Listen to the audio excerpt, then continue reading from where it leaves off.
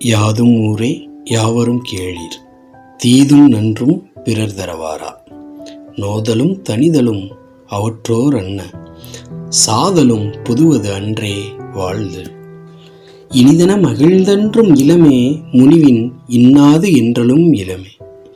மின்னொடு வானும் தன்துளி தலையே ஆனாது, கல்பொருது இறங்கும் அல்லல் பேரியாற்று.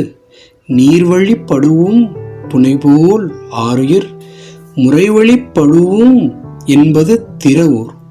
காட்சியில் தெளிந்தனம் ஆகலின் மாட்சியர், பெரியோரை வியத்தலும் இளமே, சிறியோரை இகழ்தல் அதனினும் இளமே.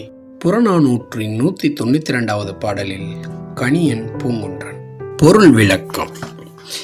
எல்லா ஊரும் எமது ஊரே, எல்லோரும் எம் உறவினர். நன்மையும் தீமையும் நமக்கு நாமே ஆக்கிக் கொள்வது, பிறர் தருவன அல்ல. அதுபோலவே வருந்துதலும் வருந்தாது இருத்தலும் தாமே வருபவை, பிறர் தருவன அல்ல. சாதலும் புதிவது அல்ல, வாழ்தலை இனிதென்று மகிழ்வதும் இல்லை. நம் விருப்பால் வாழ்வு இனியதென்று இருப்பதும் இல்லை.